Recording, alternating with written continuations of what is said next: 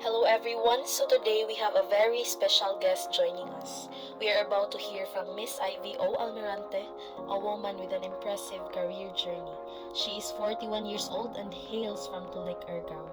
She completed her on-the-job training back in the academic year 2003 to 2004 and graduated in 2004 at Cebu Technological University Argao campus. Currently, she is a skilled AutoCAD 2D and 3D designer at 360 ELV in Auckland, New Zealand. We are excited to hear about her internship experience and how it shaped her career path. Miss Ivy Almirante, tell me about your most memorable experience. What made it stand out? Ako na itong ngayon ganina na, di ba, naman may sa whole na mga life ko, dire bukod sa Argao no. Then, after pagpa na mo, excited ba ito nga mag-OJT namin. Kaya siyempre, ito may syudad, yan na. So, makamit na may lain-lain ng mga kauban sa realize sa mga eskwelahan ba. Pero sa ko ang OJT-han, ako ang OJT atong time. So, maing ka, stand out kay, murag mag-focus gani sa imo nga ang kuan kay ikaw man ang gitudloan nila dahil sila mga regular employees naman sila. Then ako ra sad ang murag na-focus lang bisa ko ang pagkuan niya pagtudlo bitaw kung unsaon ang pag-estimates mo kamo ang kuan sa mga routings.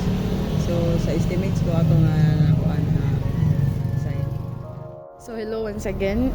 The second question is, what was the biggest challenge you faced during your internship and how did you overcome it?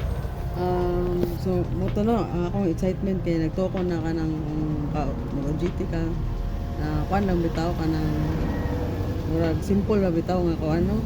So adto din mo makita dito bisan OJT na ka na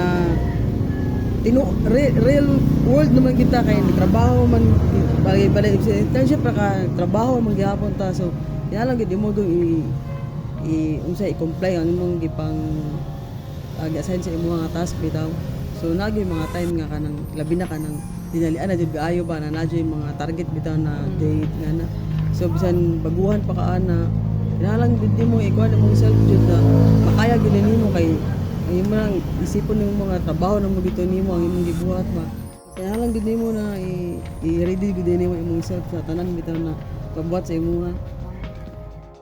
So, what was the most valuable thing you learned from your internship, and how will you apply it in your future career? Valuable thing no kay kanang time gid siya. Ang time nato bitaw kay mo to sa gingon ako na kanang yung mga target nga mga deadlines nga na kinahanglan gid ang imong time di gid usikan ba kay makasabaan mo sa ka sa imong company kung di mo makuha ang target nila nga gihatag sa imo. Mo to nga ang ako para sa ko nga importante gid ang oras gid nato di to usikan bitaw na kanang kung natatrabaho to kung dili pa layo pa ang deadline. So ako alang sa ning dugay-dugayon ay kay kayo pa man so igabot sa time na nga deadline na di na mo mabuhat.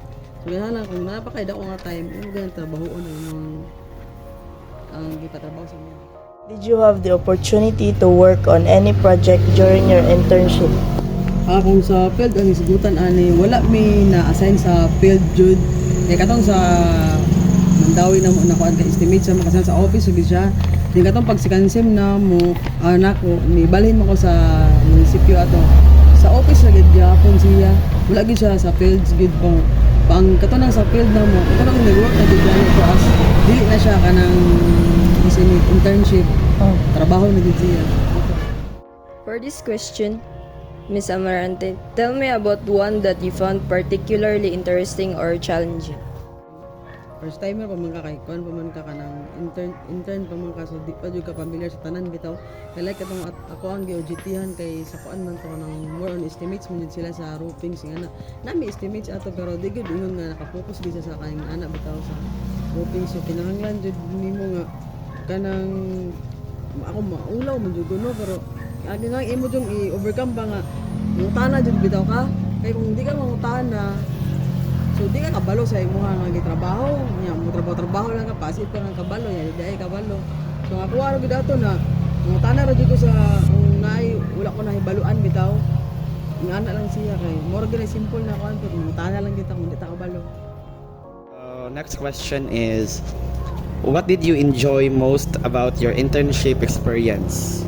Bisan challenging na kaya ang mga experience nimo dito pero kuan gapon siya kanang ma-enjoy mo gapon nimo kay ma-realize mo gud nimo na bisan lisod siya pag una at the end ay kay makatunan na bitaw nimo so murag issue na gani siya sa imong mga kuan.